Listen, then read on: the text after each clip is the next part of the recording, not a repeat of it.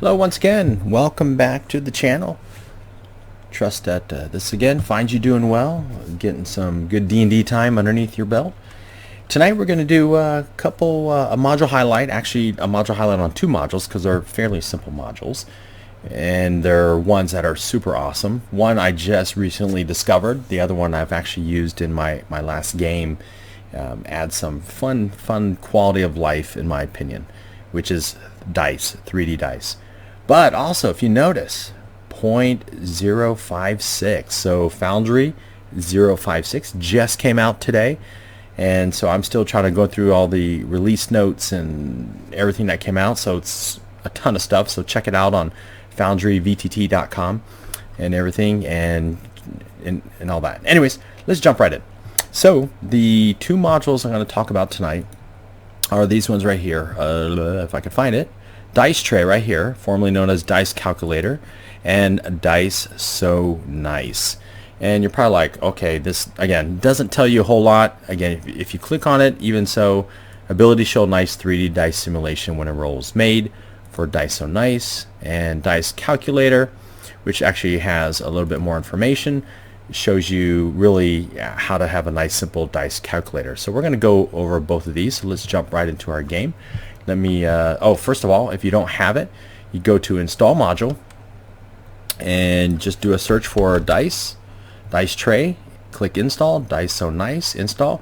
There are some other ones, right? Special dice roller. I was using simple dice roller for a little bit, but I have uninstalled it with the addition of dice tray because I think dice tray adds a little bit cleaner interface and easier to get to versus simple dice roller. But again, that's the awesome thing about Foundry, right? So many community modules out there. You pick what you like, what works for you. These are the ones that I like. So I'm just going to, take a few minutes here and show them off. So get them installed, get them running, and let's launch our game here, right? So, all right, so let's just jump right in here. I'm going to kick up one of my existing games or my test world here, Lost Mine of Phandelver Test, and show you guys right off the top what it does and all that good stuff. So first of all, once you have it up and running, of course your game's gonna be paused. You can unpause it. You need to go to manage modules, and like anything, you need to enable it. So I've got dice tray right here and dice so nice enabled, and there is some configuration with dice so nice, but none necessary for dice tray that I have found. When you add the dice tray, it shows up here underneath your chat window, and which is super awesome. It's a nice little, I like the color scheme and everything. It just really clean interface. Now the dice so nice. So one of the cool things, in fact, D&D Beyond just announced this, right? The alpha of their web-based 3D dice, and that makes it a lot of fun.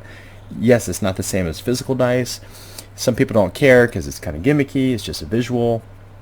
Roll20 has it, but it's just something fun, right? If you're playing virtual tabletop instead of pen and paper, it's just one of those little things that just, in my opinion, adds a little bit of more fun and to the game when you're not face to face and actually chucking dice, because chucking dice is why D&D is so awesome.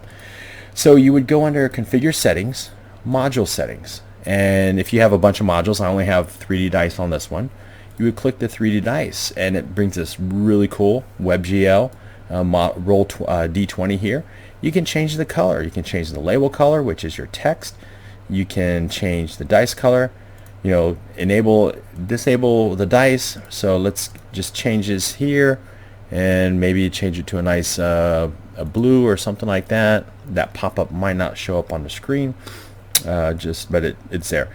By default, it's at 2000 milliseconds before hiding, before it fades. So you can have it either fade out or just kind of disappear. Auto scale, so scale based on your screen, manual scale, and then animation speed. So you can have normal 2 times or 3 times, and we'll just show you, quickly how it works.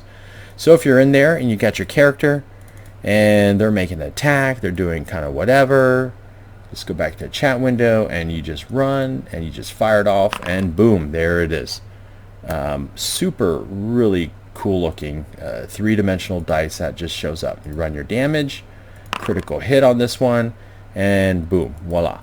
It's blue and it fades out. So if you wanted to increase the speed with it, so you just basically say, you know what, that's a little bit slow, we want to, you know, make it a little bit faster. I want it 3 times the speed. All right, so let's just do that again. We'll go in here,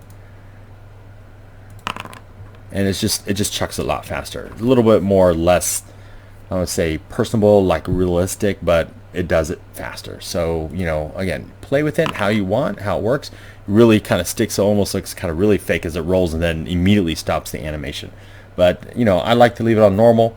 I think normal is great, but again, as you guys play and figure things out, you might want to speed things up a little bit and kind of go from there.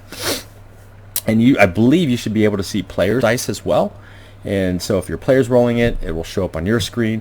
I know in my last game there was some latency because players were connecting to me, so I would see the roll and I would see the result before they would see the result. So just an FYI, if you're self-hosting, obviously the result's going to display faster with you. Latency where your players are possibly could display a little bit later. So just an FYI on that. So jumping into that, we got this dice calculator. Sometimes you just need to do a, you know, hey, we just need to do a simple, you know, whatever, you know, chat or whatever, because this is your chat box. But maybe you just need to, you know, roll dice, so you can do roll 1d20 and it will roll, right? You can do GM roll 1d20 and send it to the GM or something like that. Well, sometimes it's just faster if you say, you know what, I need to roll a d20, and you can just click that, and that's what makes this really really cool. Is it just kind of adds that, just again, quality of life, right? So if you need to roll some d4, or you need to make a dexterity save, or whatever, you want to add multiple dice, hey, a d20 plus d12, you can roll it all. If you want to do advantage, you can do a 2d20, hit advantage, and it'll do a KH, which is keep high. So there you go. And if you do a d20 at disadvantage, right, it will show it as well. So again, super simple. So if you need to do a plus or minus, like, hey, you got a d20, but now we're, you know, a minus because your proficiency bonus or something like that. Again, really easy way to just kind of calculate it right from in here. You can still, you know, change it. So if you, now granted it's only doing a /R, I have not seen any options for GM rolls. Maybe that's something they'll add later, but you can do a GMR, which is a, you know, GM roll, and send it to the game master as well. But those are just two little modules, 3D dice. So if you're playing game, you want to add just a little bit of pizzazz to your game. Add the 3D dice. I added it. My players loved it. They thought it was great. Just each of them being able to change the color and see the dice roll on their screen.